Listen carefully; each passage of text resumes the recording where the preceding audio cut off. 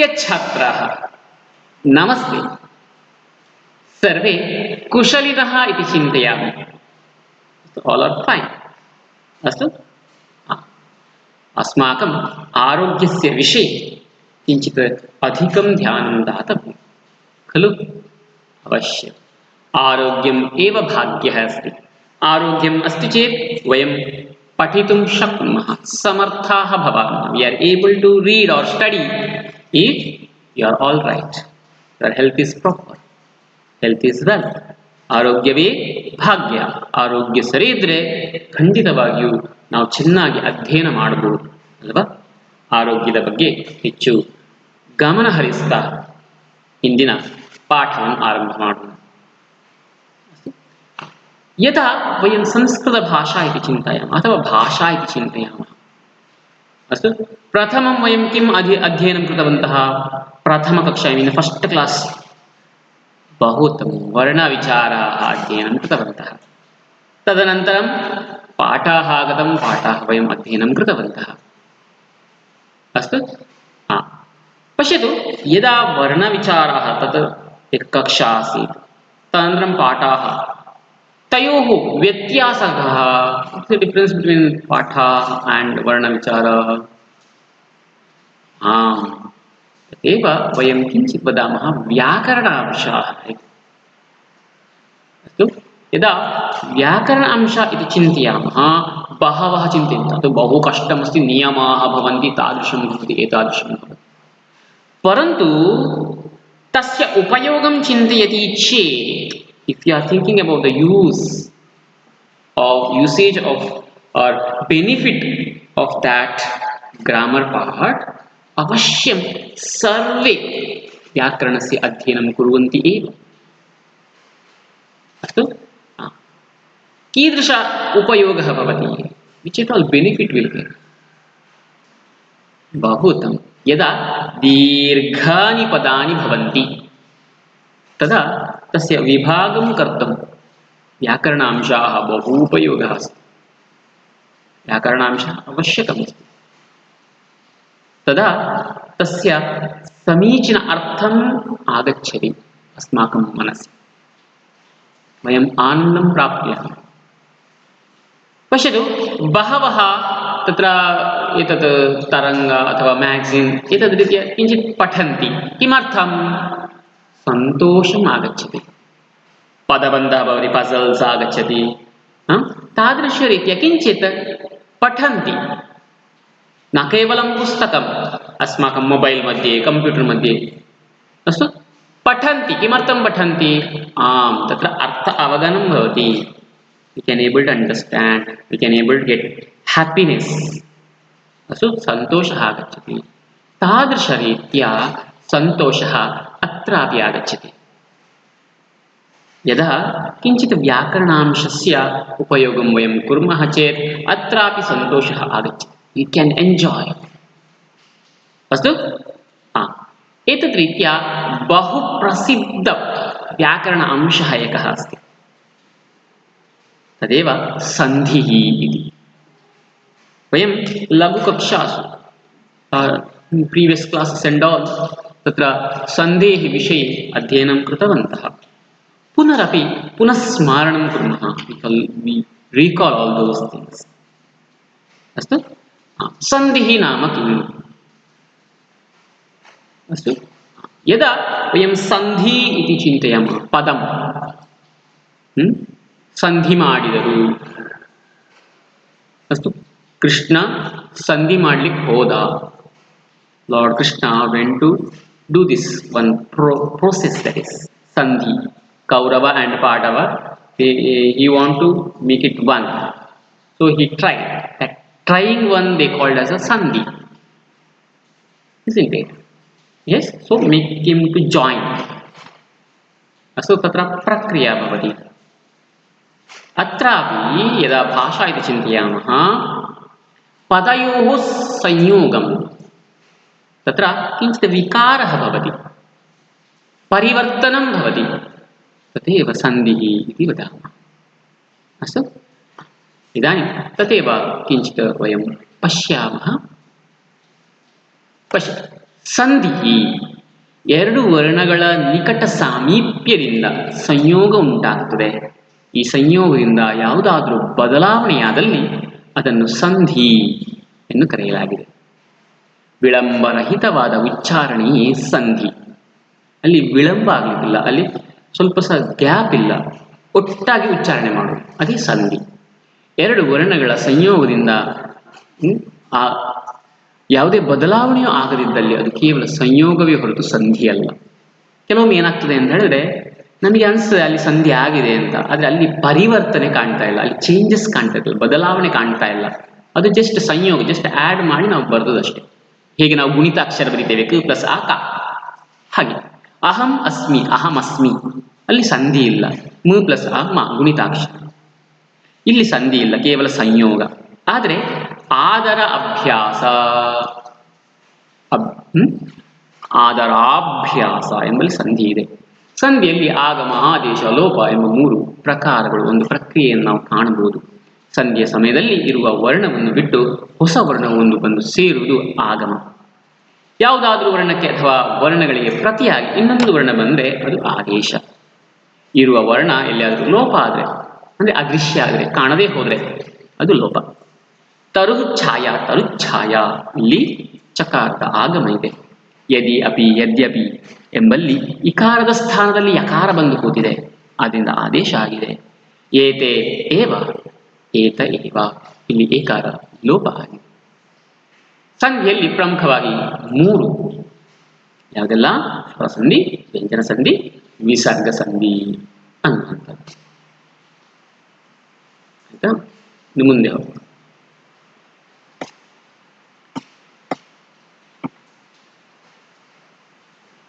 ಸಂಸ್ಕೃತ ವ್ಯಾಕರಣದಲ್ಲಿ ಅಚ್ಚ ಅಂತ ಹೇಳಿದ್ರೆ ಸ್ವರ. ಈ ಸ್ವರ ಸಂಧಿಯ ಬಗ್ಗೆ ಸ್ವಲ್ಪ ಹೇಳ್ತಾ ಇದ್ದಾರೆ. ನಾವು ಬೇರೆ ಭಾಷೆಯಲ್ಲಿ ಸಹ ನಾವು ಸ್ವರ ಸಂಧಿಯಿಂದ ನಾವು ವಿಷಯವನ್ನು ತಗೊಳ್ತೇವೆ, ಅಲ್ಲಿ ಕಾಣ್ತೇವೆ. ಇಲ್ಲಿ ಸಹ ನಮಗೆ ಸ್ವರ ಸಂಧಿ ಅಂತ ಕಾಣ್ತದೆ. ಆದರೆ ಸಂಸ್ಕೃತದಲ್ಲಿ ಅದಕ್ಕೆ ಇನ್ನೊಂದು ಹೆಸರಿದೆ, ಅದೇ ಅಚ ಸಂಧಿ. ಯಾಕೆ ಅಚ ಸಂಧಿ ಅಂತ ಕರೀತಾರೆ? ಬಹುದು ಯಾಕೆಂತ ಹೇಳಿದ್ರೆ ಅಲ್ಲಿ ನಾವು ನೋಡಿದ್ದೇವೆ ಮಹೇಶ್ವರ ಸೂತ್ರಾಣಿ ಅನ್ನು. ಅಲ್ಲಿ I one A Om I ouch, ಮೊದಲನೇ ಅಕ್ಷರ ಮತ್ತೆ ಕೊನೆಯ ಅಕ್ಷರ ನಾವು ಜಾಯಿಂಟ್ ಮಾಡಿದ್ರೆ ಮಧ್ಯದ ಎಲ್ಲ ಅಕ್ಷರಗಳು ಮನಸ್ಸಿರ್ತವೆ, ಅದೇ ಸ್ವರಾಕ್ಷರಗಳು. ಆದ್ದರಿಂದ ಸ್ವರ ಸಂಧಿ ಅಚ್ಚ ಸಂಧಿ ಎರಡು ಒಂದೇ. ಆದ್ದರಿಂದ ಸ್ವರಸಂಧಿಯನ್ನು ಅಚ್ಚ ಸಂಧಿ ಎಂದಲೂ ಕರೀತಾರೆ. ಅಚ್ಚ ಸಂಧಿಯಲ್ಲಿ ಪ್ರಮುಖವಾಗಿ ಸವರ್ಣ ದೀರ್ಘ ಸಂಧಿ, ಗುಣಸಂಧಿ, ವೃದ್ಧಿ ಸಂಧಿ, ಎಣ್ ಸಂಧಿ, ಅಯಾದಿ ಸಂಧಿ, ಪೂರ್ವರೂಪ ಸಂಧಿ ಇವುಗಳನ್ನೆಲ್ಲ ಅಭ್ಯಾಸ ಮಾಡಿ. The colons of the two letters coming in the immediate contact with each other is called as a sandhi. If there is no change after the joining two letters, then that is samyoga and not a sandhi. Aham asmi, ada, shara abhyasa. Here there is three kinds of change take place during the sandhi time. They are called as adesha, agama, lopa. Adesha is eliminate one letter, replace the other. Yadi api yadyapi. Agama is the augmentation, arrival of an extra letter. Yes, taruchaya, small child will come. Yes, so deletion, disappearing, that we call lopa. So ete, eva, eta, eva. There are three types of sandhis. They are called as swara sandhi, vyanjana sandhi, or visarga sandhi.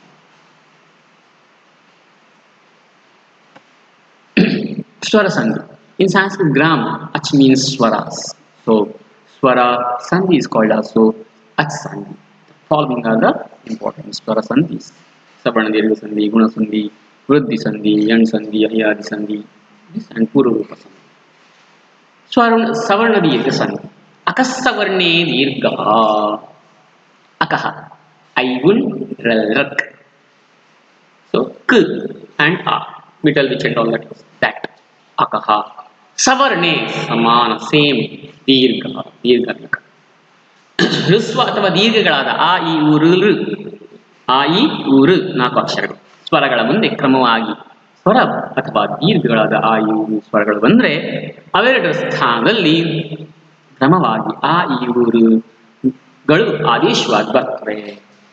If a simple vowel, short or long, followed by a similar vowels, is short or long, the substitute for them both is similar. Okay. So all these things we observe. Now, long vowel sound will come. Then sandhi takes place between a, u, r, u. So like a, e, u, r. Now just they gave about the rules and regulations. What is the rules and regulation? First word ends with a, or e, or u, or r. Second word starts with a, e, u, or r. Order is the changes how it is going to happen. Dirgha going to come. Two letter also will go, and in that place Dirgha will come and sit. Okay, that only a, e, u, r. Akshara abhyasa. See, akshara abhyasa. Akshara end is a. Abhyasa starting is a. Both we have to remove. Then we have to put Dirgha a. Aksharabhyasa. Vidya alaya vidyalaya. Vidya is alaya is. Remove both two and put one. Vidyalaya. Parama ananda. Paramananda. Hima alaya himalaya. Kavi indraha kavindra. Gauri isha gaurisha. Guru upadesha guru upadesha. Matrinam matrinam. Itrinam itrinam. एतद्रीत्या अस्माकं सन्धिविषयकः अस्तु अस्माकं सन्धिविषयकः अंशः वयं द्रष्टुं शक्नुमः. अस्तु इदानीं साक्षात् पाठं प्राप्नुयामः. पाठमध्ये किं किम् अस्ति इति पश्यामः. अस्तु सन्धिः अस्माकं पाठ्यपुस्तके अस्ति. सन्धिः अस्तु सन्धिमध्ये वयं किं चिन्तयामः इति वयम् इदानीं पश्यामः. अस्तु सन्धिः द्वयोः वर्णयोः संयोगे कोऽपि विकारः परिलक्ष्यते चेत् तदा सन्धिः कार्यम् इति कथ्यते. परः सन्निकर्षः संहिता इति पश्यतु. एषः पाणिनेः अष्टाध्यायसूत्रम्. परः सन्निकर्षः संहिता. Another one सन्निकर्ष आकर्षण with the full of magnetic power, how it is joined. Like that is if it is joined Samhita only सन्धि. द्वयोः वर्णयोः संयोगे कृतेपि विकारः न भवति तथा तु न सन्धिकार्यं न तु सन्धिकार्यं. सन्धिकार्ये त्रिप्रकारकाः विकाराः परिवर्तनानि भवन्ति. Three variety of changes we can able to see. Okay, आगमः आदेशः लोपश्च. आगमः मित्रवत् भवति. आगमः comes like a friend. तस्मिन् एव one extra na came and sit like a friend. Adjust and sit. आदेशः शत्रुवत् भवति.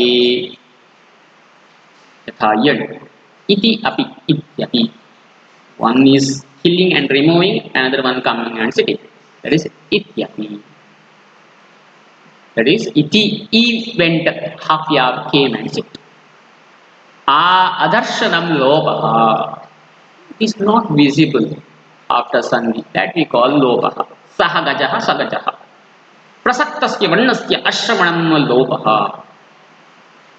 Okay, which letter is there? That letter, if it is not visible, that we call lopaha. If it is not hearing also, not visible or not hearing. Sandhi triprakaraka. Swara sandhi, vyanjana sandhi, visarga sandhi. There are three varieties in sandhi: swara sandhi, vyanjana sandhi, and visarga. Swara sandhayah. Samskrita vyakarane achi pratyaharaha swara bodhakaha. Okay. So ach pratyah, we know about that. Maheshwara Sutrani. Just recall. Atah swara sandhi ach sandhi iti kata. So we call it as a swara sandhi means ach sandhi. Swara sandhi ach sandhi ಅಂತ ನಾವು ಕರಿತೇವೆ. ಸ್ವರ ಸಂಧಿಷು ಸವರ್ಣ ದೀರ್ಘ ಗುಣ ಸಂಧಿ ವೃದ್ಧಿ ಸಂಧಿ ಅಣ ಸಂಧಿ ಅಯ್ಯ ಸಂಧಿ ಗುರು ಪ್ರಾಮುಖ ಸಂಧಿ. These are the very very important. We should know. अगस्सवर्णे दीर्घः इति सूत्रे आ इ उ ऋ वर्णनां वर्णे अचि परे पूर्वपरयोः एकः सवर्णदीर्घः आदेशः भवति. Yes, so these and just now we observed this. गुणसन्धिः पश्यतु अत्र आदेशः पश्यतु प्रक्रिया. आदेशः किं भवति? आदेशः आदेशः शत्रुवद् भवति. शत्रु removing and coming and sitting. ತೆಗೆದು ಒಂದನ್ನು ತೆಗೆದು ಇನ್ನೊಂದು ಬಂದು ಕುತ್ಕೊಳ್ಳೋದು. ಇಲ್ಲೇನಾಗಿದೆ, ಆ ಮತ್ತೆ ಆ ಮೊದಲನೇ ಪದದ ಕೊನೆಯ ಅಕ್ಷರ, ಎರಡನೇ ಪದದ ಮೊದಲನೇ ಅಕ್ಷರ ತೆಗೆದು ಇನ್ನೊಂದು ಅಕ್ಷರ ಬಂದು ಕುತ್ಕೊಳ್ಳಿ. ಆದೇಶ. ಅಗ್ರೆ ಪಶ್ಯಾಮः ಗುಣಸಂಧಿ ಆದ್ಗುಣಃ ಆದ್ಗುಣಃ ಐಗುಣ್ ಋಗ್ ಏವೋಂ ಐ ಔಚ್ तत्र अकारांत इकारे परे एकारः उकारे परे उकारः ऋकारे परे अर्कारः क्रमश्च एकादेशः. अत्रापि here also we can able to see that ekadeshah adesha only removing and coming and sitting. अस्तु उप Indra Upendra event isn't it? AK. Next Ganga उदकम गंगोदकम देवर्षिः देवर्षि. वृद्धि संधि वृद्धिरादेश ऐउन रुद्रक एवं आयाउच छि. yes ए आई कारयोः परयोः एकारः ओ औकारयोः परयोः औकारः. See here we can able to observe that what we have observed is guna sandhi. First word ends with the a. In Vriddhi Sandhi, first word ends with a, compulsory. Okay. In Guna Sandhi, second word starts with e or u or r. In Vriddhi Sandhi, second word starts with the a or I or o or au. So e u u r r r a I o au. So like that, in order it will come. Okay. एकादेश here also आदेश. Okay. अथ एव अथैव सा एष सैष देव ऐश्वर्यं देवैश्वर्यं गुण औघः गुणौघः पर्वत औन्नत्यं पर्वतौन्नत्यम् इत्यादि. यण् सन्धिः को यणचि इति पाणिनी सूत्रम्. पाणिनी सूत्रम्. असवर्णे स्वरे परे ईकारयोः स्थाने यकारः ऊकारयोः स्थाने वकारः ऋकारयोः स्थाने रेफश्च क्रमश्च आदेशत्वेन भवति. हियर आल्सो आदेशः इति अत्र इत्यर्थ. वधु आदेशः वध्वादेशः मात्र आज्ञा मात्राज्ञा एतद्रीत्या आगच्छति. पूर्वरूपसन्धिः एङ् पदान्तात् पदम्. पदान्तात् एकारात् अकारे परे पूर्वपरयोः स्थाने एकारः ओकारात् अकारपरे पूर्वपरयोः स्थाने ओकारश्च क्रमश्च एकादेशस्य. हियर आल्सो आदेशः. हरे अव हरेव विष्णो अव विष्णोव पूर्वरूपसन्धि. It is mixing with the Purva Rupa only going to come. Okay, that we call Purva. Purva Pada, Hare, Purva Pada, Vishnu, Purva Pada. Yes, that Rupa only comes Purva Rupa. Now we'll go for the Vyanjana Sandhi. Achahaswara Halaha Vyanjanani. When we think about the Swara letter, we call it as Achi. When think about the Vyanjana letter, we call it as a Hal. So Vyanjana Sandhi means Hal Sandhi. इदानीं हल संधीनां परिचयः क्रियते. व्यञ्जनात् व्यञ्जने परे अथवा केषुचित् स्वरेषु सत्सु व्यञ्जन संधिः भवति. So first word ends with the Vyanjana letter, that is compulsory, but second word starts with the Vyanjana letter or Swara letter also sometime going to happen. श्चुत्वसन्धि स्तोश्चुनाश्चुः इति सूत्रेण श्चुत्वसन्धिः भवति। सकारात् वर्गाक्षरयोः शकारच्च वर्गाक्षराभ्यां योगे सकारस्य स्थाने शकारः तवर्गाक्षरस्य स्थाने च चवर्गाक्षरः आदेशत्वेन भवति। हियर आल्सो आदेश. What is going to happen? Harisu shete harishyete. First word ends with s, second word starts with sha. Yes? Krishnasu cha krishnascha. First word ends with s, second word starts with ch. Next. Sat chitu sat chitu. एतद्रीत्या वयं श्चुत्वसन्धिं द्रष्टुं शक्नुमः. जस्त्वसन्धि किं भवति? झलाञ्जशोन्ते जस्त्वसन्धि भवति. किं भवति? पदान्ते विद्यमानात् वर्गीयव्यञ्जनात् परे स्वरे मृदुव्यञ्जने वा परे. Okay, how we are getting श्चुत्वसन्धि? See, very simple. Yes, how we are getting श्चुत्वसन्धि? Okay, see, सकार तवर्गाक्षरयोः. Sakara, first word ends with the sa or tavargam tatha dadana, isn't it? So shakara chavargabhyam yoge, then when it is going to add. So whenever we think about the plus mark, wherever we see the plus mark, behind the plus mark na hinde ಮೊದಲನೇ ಪದದ ಕೊನೆಯ ಅಕ್ಷರ, plus ಮಾರ್ಕಿನ ನಂತರ ಎರಡನೇ ಪದದ ಮೊದಲನೇ ಅಕ್ಷರ, ಯಾವಾಗಲೂ ಹಾಗೆ ಸೂಚಿಸುತ್ತಾರೆ. ಅಲ್ಲಿ ಸೂತ್ರಗಳನ್ನು ಹಾಕಿದ್ದಾರೆ. ಅದನ್ನು ನಾವು ಸ್ವಲ್ಪ ಗಮನಿಸಿದರೆ ಎಲ್ಲಿಯೂ ನಮಗೆ ಗೊಂದಲ ಉಂಟಾಗುವುದಿಲ್ಲ. ಆಯ್ತಾ? ಎಂತಾಯ್ತು? ಸತ್ ಚಿತ್ ಏನು ಹೇಳ್ತಾ ಇದ್ದಾರೆ? ಸತ್ ತಕಾರ ಅಂತ ಉಂಟು, ತವರ್ಗದ ಒಂದು ಅಕ್ಷರ ಉಂಟು, ಸತ್ ತ್ ಅಂತ ಇದೆ. ಎರಡನೇದು ಚಿತ್, ಮೊದಲನೇ ಅಕ್ಷರ ಚು ಅಂತ ಇದೆ. ಆದ್ರಿಂದ ಸಚ್ಚಿತ್. ತವರ್ಗಾಕ್ಷರಸ್ಯ ಸ್ಥಾನೆ ಚವರ್ಗಾಕ್ಷರಸ್ಥ ಶತ್ವೇನ ಭವತಿ, ಆದೇಶತ್ವೇನ ಭವತಿ. ತವರ್ಗದ ಪ್ಲೇಸಿಗೆ ಚವರ್ಗವೇ ಬಂದು ಕೂತ್ಕೊಳ್ತದೆ ಅಂತ ಹೇಳ್ತಾ ಇದೆ. ಅದೇ ರೀತಿಯಲ್ಲಿ ಜಸ್ತ್ವಸಂಧಿ ಸ್ವಲ್ಪ ವ್ಯತ್ಯಾಸ ಇದೆ ನೋಡಿ. ಪದ ಝಲಾಂಜಶೋಂತೆ ಇತಿ ಸೂತ್ರೇಣ ಜಸ್ತ್ವಸಂಧಿ ಬೋಧ್ಯತೆ. ಈ ಸೂತ್ರ ಜಸ್ತ್ವಸಂಧಿ ವಿವರಿಸ್ತಾರೆ. ಹೇಗೆ ವಿವರಿಸ್ತಾರೆ? ಪದಾಂತೆ ವಿದ್ಯಮಾನಾತ್ ವರ್ಗೀಯ ವ್ಯಂಜನಾತ್ ಪರೇ ಸ್ವರೇ ಮೃದು ವ್ಯಂಜನೆ ವಾ ಪರೇ ಏವಮೇವ ಝಲ್ ವರ್ಣಾತ್ ಝಷ್ ವರ್ಣೆ ಪರೇ ವರ್ಗಸ್ಯ ತೃತೀಯ ವರ್ಣಾಃ ಜಷ್ ಪ್ರತ್ಯಾಹಾರೇಣ ಜ್ಞಾಯತೆ. ಏನೋ ಹೇಳ್ತಾ ಇದ್ದಾರೆ ಅಲ್ವಾ? ತುಂಬ ಸುಲಭ ನೋಡಿ. ಪದಾಂತೆ ವಿದ್ಯಮಾನ ವರ್ಗೀಯ ವ್ಯಂಜನಾತ್ ಪರೇ. ಇಲ್ಲಿ ಏನಾಗಬೇಕು ಅಂತ ಹೇಳಿದ್ರೆ ವರ್ಗೀಯ ವ್ಯಂಜನಾಕ್ಷರಗಳೇ ಬರಬೇಕು. ಫಸ್ಟ್ ವರ್ಡ್ ಎಂಡ್ ಲೆಟರ್, ಬೇರೆ ವ್ಯಂಜನಾಕ್ಷರ ಬರಬೇಕು. ಆದರೆ ಒಂದು ಮಧ್ಯದಲ್ಲಿ ಸ್ವಲ್ಪ ಇಟ್ಟಿದ್ದಾರೆ. ಎಂತಕ್ಕಿದ್ದಾರೆ? ಮೃದು ವ್ಯಂಜನ ಬರ್ಬೋದಂತೆ. ಮೃದು ವ್ಯಂಜನ ಅಲ್ಲಿ ಅವರ್ಗೀಯ ವ್ಯಂಜನದಲ್ಲಿ ಕೆಲವು ಮೃದು ವ್ಯಂಜನಗಳು ಅಂತ ಹೇಳ್ತಾರೆ. ಯಾವುದೆಲ್ಲ? ಯಾರ ಲಾಭ? ಮೃದು ವ್ಯಂಜನಗಳು ಬರ್ಬೋದು ಅಂತ ಒಂದೆಡೆಯಲ್ಲಿ ಸಿಕ್ಕಿಸಿದ್ದಾರೆ.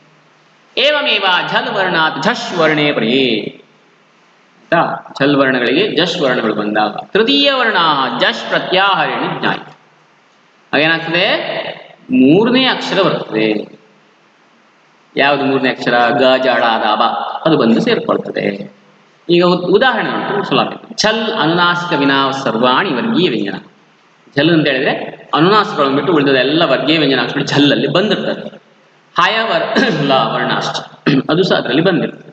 ಜಷ್ ವರ್ಗೀಯ ವ್ಯಂಜನೇಶು ತೃತೀಯ ಚತುರ್ಥಾಕ್ಷರಾಣಿ. ವರ್ಗೀಯ ವ್ಯಂಜನಾಕ್ಷರದಲ್ಲಿ ತೃತೀಯ ಮತ್ತು ಚತುರ್ಥಾಕ್ಷರಗಳನ್ನು ಜಷ್ ಅಲ್ಲಿ ಸೇರಿಸ್ತಾರೆ. ಅದು ಯಾಕೆಂತ ಹೇಳಿದ್ರೆ ಅಲ್ಲಿ ನಾನು ಹೇಳಿದಲ್ಲ ಮೃದು ವ್ಯಂಜನಾಕ್ಷರ, ಅದು ಅಲ್ಲಿ ಬಂದು ಸೇರ್ಕೊಳ್ಳಿ. ಈಗ ಉದಾಹರಣೆ ವಾಕ್ ಈಶ್ವರಿ, ವಾಗೀಶ್ವರಿ, ವಾಕ್ ಕ ಖ ಗ ಗಂಗ, ಅಲ್ಲಿ ಮೂರನೇ ಅಕ್ಷರ ಗ, ಆದ್ರಿಂದ ಗ ಬಂತು. ನೆಕ್ಸ್ಟ್ ಈ ಅಕ್ಷರ ತನ್ನಷ್ಟಕ್ಕೆ ಜಾಯಿಂಟ್ ಆಯಿತು, ಗುಣಿತಾಕ್ಷರ ಆಯಿತು, ವಾಗೀಶ್ವರಿ ಅಂತ ನಮಗೆ ಉತ್ತರ ಸಿಕ್ತು. ಅಚ್ ಅಂತಹ ಅಜಂತಹ, ಷಟ್ ಆನಃ ಷಡಾನಃ, ಸತ್ ಆನಂದಃ ಸುಧಾನಂದಃ, ತತ್ ಧನಂ ತದ್ಧನಂ ಸುಖು ಅಂತ ಸುಖಂತಹ. ಅನುನಾಸಿಕ ಸಂಧಿ. ಯಾರೋ ಅನುನಾಸಿಕೆ ಅನುನಾಸಿಕೋ ವಂ ಇತಿ ಸೂತ್ರೇಣ ವರ್ಗೀಯ ವ್ಯಂಜನಾತ್ ಯಾರಾಲಾಭಾಷಾಸ ವರ್ಣಾತ್ ಅನುನಾಸಿಕೆ ಪರೇ ತತ್ತದ್ವರ್ಗಸ್ಯ ಅನುನಾಸಿಕಃ ಆದಿಷ್ಟಃ ಭವತಿ. ಕ್ ನಮಗೆ ಗೊತ್ತಿದೆ ಕವರ್ಗ ಕಕಗಂಗ ಂಗ ಚಚ ಟಟಡ ತತದನ ಮ ಇದೆಲ್ಲ ಅನುನಾಸಿಕಗಳು ಅಂತ ನಮ್ಗೆ ಗೊತ್ತಿದೆ. ಈಗ ನೋಡಿ ವಾಕ್ಮಯಂ ವಾಂಗ್ಮಯಂ ಅಂತ ಚಿತ್ ಮಾತ್ರಂ ಚಿನ್ಮಾತ್ರಂ ಯತ್ ಮನಸಾಹ ಯನ್ಮನಸಾಹ ಸಾಮ್ರಾಟ್ ನಯತಿ ಸಾಮ್ರಾಣ್ ನಯತಿ ಷಟ್ಮುಖಂ ಷಣ್ಮುಖಂ. ಏನಾಯ್ತು ಅಂತ ಹೇಳಿದ್ರೆ ನಾವು ಇಲ್ಲಿ ಎರಡನೇ ಪದದ ಮೊದಲನೇ ಅಕ್ಷರ ಸಹ ನಾವು ನೋಡಬೇಕು. ಅಲ್ಲಿ ಕೂಡ ಐದನೇ ಅಕ್ಷರ ನಮಗೆ ಕಾಣ್ಲಿಕ್ಕೆ ಸಿಗ್ಬೇಕು. ಜ್ಞಾನ ನಮ್ಮ ಅದು ಅಲ್ಲಿಗೆ ಬರಬೇಕು. ಆದ ನಂತರ ಮೊದಲನೇ ಅಕ್ಷರ ಮೊದಲನೇ ಪದ ಫಸ್ಟ್ ವರ್ಡ್ ಇದೆ ಅಲ್ವಾ, ಅದರ ಕೊನೆಯ ಅಕ್ಷರ ಕಚಟ ತಪ ಅದು ಬಂದಿರಬೇಕು. ಈ ರೀತಿಯಾಗಿ ನಾವು ವ್ಯಂಜನ ಸಂಧಿ ಅನ್ನು ನೋಡಿ. ಆಯ್ತಾ? ತದನಂತರದಲ್ಲಿ ಬಹು ಅವಶ್ಯಕ ಅಂಶ ಅಸ್ತಿ ಶಬ್ದರೂಪಾಣಿ. ತುಂಬ ಮಂದಿಗೆ ಆಶ್ಚರ್ಯ ಆಗಿರ್ಬೋದು. ಫಸ್ಟಿಗೆ ಸಂಸ್ಕೃತ ಕಕ್ಷಾ means if you enter first class of Sanskrit as in higher section in higher classes they will start with this ಶಬ್ದರೂಪಾಣಿ. ಶಬ್ದರೂಪಾಣಿ ಅತ್ಯವಶ್ಯಕಂ ಅಸ್ತಿ ಸರ್ವೇ ತಸ್ಯ ಸ್ಮರಣೆ ಸ್ಥಾತವ್ಯಂ ಅತ್ಯವಶ್ಯಕಂ. ಇದಾनीं शब्दरूपं पश्यामः. अजन्तशब्दाः. अजन्तशब्दाः नाम स्वर लेटर एंडेड शब्दाः. अकारान्त पुल्लिङ्गः रामशब्दः. रामः रामो रामाः हे राम हे रामो हे रामाः रामं रामो रामान् रामेण रामाभ्यां रामैः रामाय रामाभ्यां रामेण रामाभ्यां रामैः रामाय रामाभ्यां रामेभ्यः रामाद् रामाभ्यां रामेभ्यः रामस्य रामयोः रामाणां रामे रामयोः रामेषु. Now, just remembering this one is not enough. Just ಇದು ಒಂದನ್ನು ನಾವು ಬಾಯ್ಹಾಟ್ ಮಾಡಿ ನೆನಪಿಟ್ಕೊಳ್ತೇವೆ ಅಂತ ಹೇಳಿದ್ರೆ ಅದು ನಮಗೆ ಹೆಚ್ಚು ಉಪಯೋಗ ಬರೋದಿಲ್ಲ. ಯಾಕೆಂತ ಹೇಳಿದ್ರೆ ಅಕಾರಾಂತ ಪುಲ್ಲಿಂಗ ಶಬ್ದ ಇನ್ನೂ ತುಂಬ ಇದೆ. ರಾಮ ಒಂದೇ ಶಬ್ದ ಅಲ್ಲ, ಆ ಎಲ್ಲ ಶಬ್ದದ ರೂಪಗಳನ್ನು ಅಲ್ಲಿ ಹೇಳುವುದಿಲ್ಲ. ಅವ್ರು ಏನ್ ಹೇಳ್ತಾರೆ, ಇದು ಒಂದನ್ನು ತಿಳ್ಕೊಳ್ಳಿ, ಇದರ ಹಾಗೆ ಉಳಿದ ಅಕಾರಾಂತ ಶಬ್ದಗಳನ್ನೆಲ್ಲ ನೀವು ರೂಪಗಳನ್ನು ನೀವೇ ಮಾಡ್ಕೊಳ್ಬೇಕು ಅಂತ ಹೇಳ್ತಾರೆ. ಉದಾಹರಣೆಗೆ ರಾಮ ರಾಮೋ ರಾಮ ಅಂತ ಹೇಳಿದಾಗೆ ದೇವ ದೇವೋ ದೇವಾಹ ಅಂತ ನಾವು ಹೇಳ್ಬೋದು. ವೃಕ್ಷ ವೃಕ್ಷೌ ವೃಕ್ಷಾಹ ಅಂತ ಹೇಳ್ಬೋದು. ಹಾಗೆ ಬೇರೆ ಶಬ್ದಗಳ ರೂಪಗಳನ್ನು ನಾವು ಹೇಳಲಿಕ್ಕೆ ಸಮರ್ಥರಾಗಬೇಕು. ನಾವು ಸಮರ್ಥರಾಗಬೇಕು ಅಂತ ಹೇಳಿದ್ರೆ if you are capable to tell other akaranta shabda rupas, first you have to identify the difference between ಮೂಲ ರೂಪ and ರೂಪ.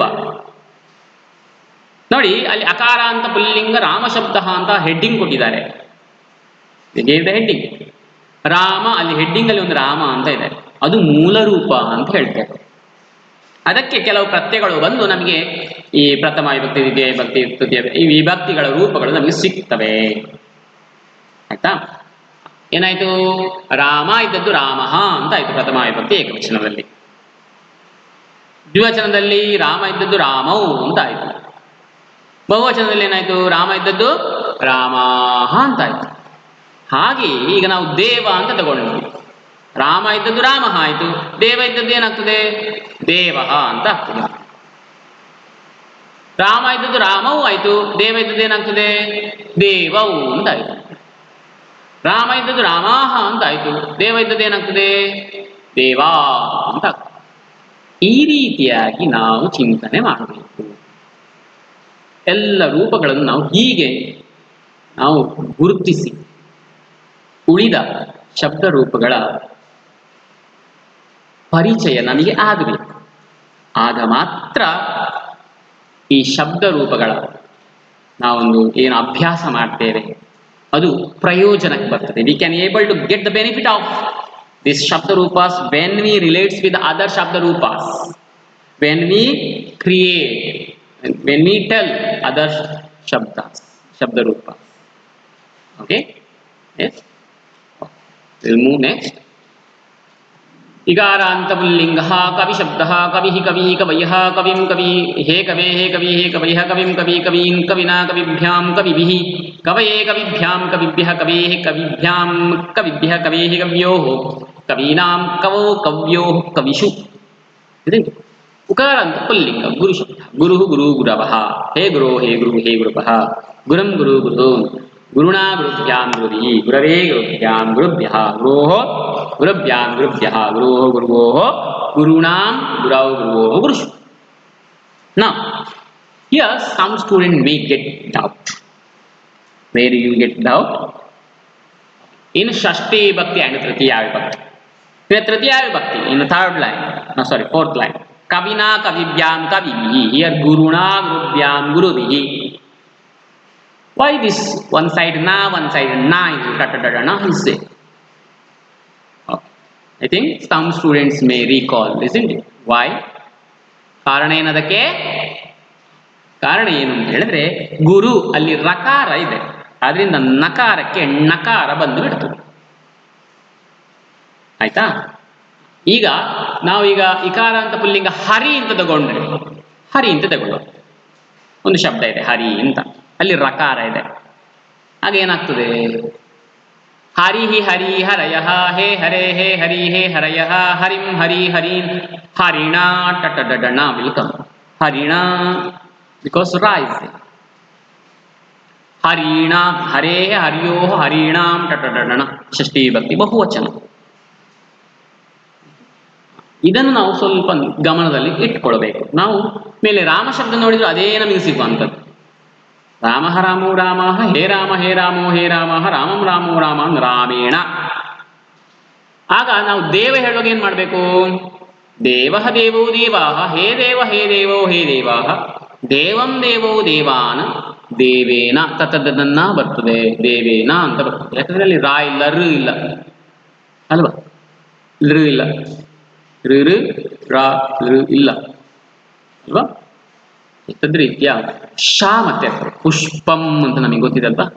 ಶ ಈ 4 ಅಕ್ಷರಗಳು ಇದ್ದಾಗ ನ ತತದನ್ನ ಹೋಗಿ ಟಟಡಣ್ಣ ಬರ್ತದೆ ಅನ್ನೋದು ನಾವು ಸ್ವಲ್ಪ ನೆನಪಿನಲ್ಲಿ ಇಟ್ಕೊಂಡ್ರೆ ಎಲ್ಲಿಯೂ ನಮಗೆ ಗೊಂದಲಕ್ಕೆ ಅವಕಾಶವಿಲ್ಲ. You won't confuse. ಋಕಾರಾಂತ ಪುಲ್ಲಿಂಗ ಪಿತೃಶಬ್ದ ಪಿತಾ ಪಿತರೌ ಪಿತರಃ.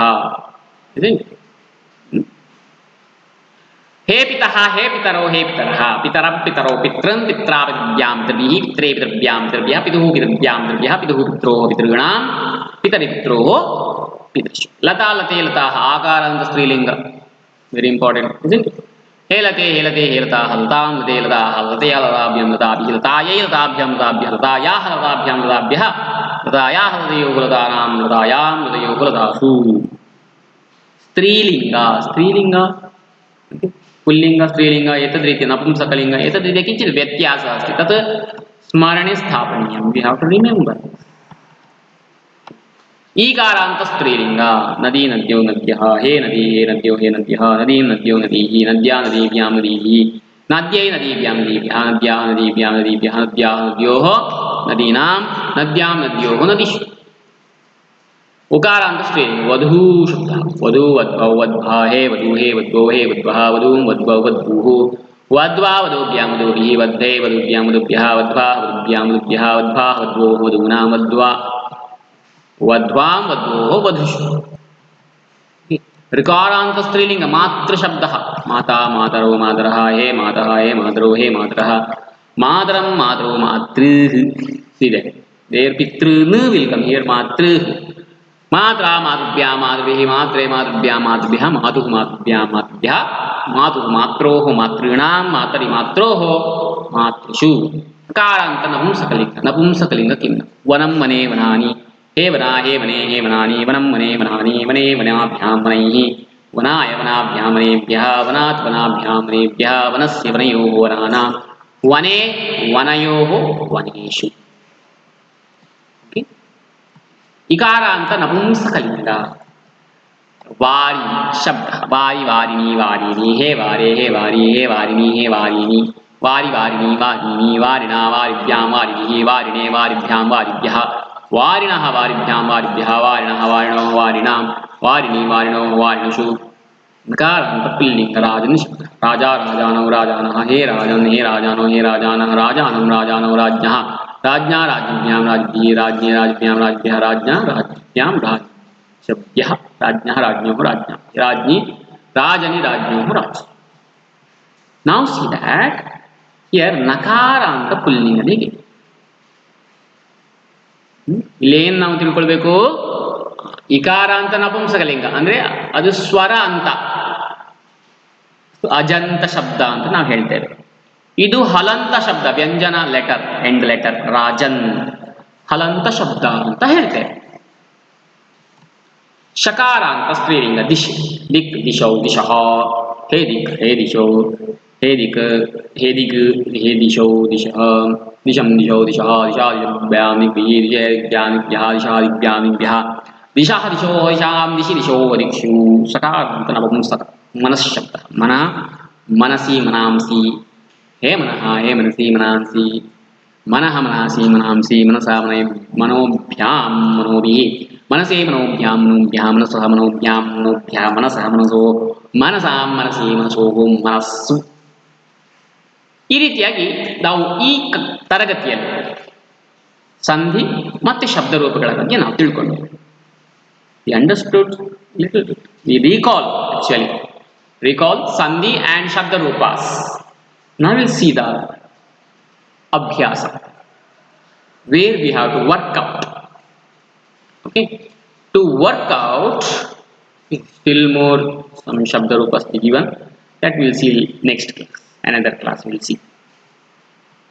Okay, now we'll go for the workout part. That workout part we called as a abhyasah, that is there in the abhyasa pustaka workbook part. Okay, you will get one workbook part in your textbook itself. Okay, workbook part. I will show that workbook part in your textbook.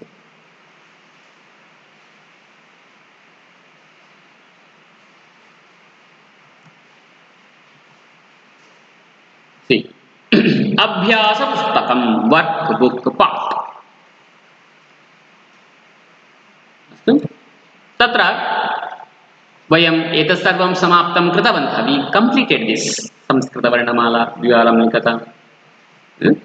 These letters and all we completed.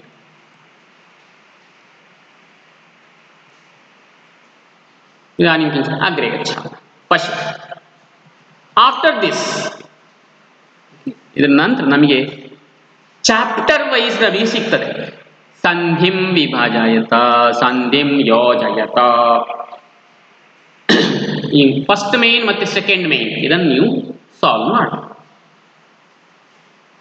ಆಯ್ತಾ. ತದನಂತರದಲ್ಲಿ ರಿಕ್ತಸ್ಥಾನೇ ಸೂಕ್ತಂ ವಿಭಕ್ತಿ ರೂಪಂ ಲಿಖತ. ಇದುಂಟು ಐದನೇ main, ಒಂದನೇ main, ಎರಡನೇ main, ಐದನೇ main. First main, second main and fifth main you have to complete. Okay, in second chapter also first main, second main and fifth main you have to complete. Okay, in this third chapter first main, second main and fifth main you have to complete. Okay, this is only today's worksheet. Yes, some extra questions I'll give because in question bank, yes, we have one question bank. In that extra questions are there, that I'll add and give. Okay, worksheet you will get properly. See that worksheet, then solve it properly. Okay, definitely you will get success. Okay, you will get the success of that. Okay, सम्यक् रीत्या प्रपत्रस्य पठनं कुर्वन्तु. तस्य पाठ्यपुस्तकस्य किं सम्यग्रीत्या पठन्तु, सम्यग्रीत्या दृष्ट्वा उत्तराणि लिखित्वा प्रेषयन्तु। अस्तु, सर्वेभ्यः अस्माकम् अस्तु एतस्य दुःस्थितिमध्ये आरोग्यस्य विषये बहु जागरूकाः भवन्तु, गृहे एव तिष्ठन्तु, स्वस्थाः भवन्तु। सर्वेभ्यः धन्यवादः।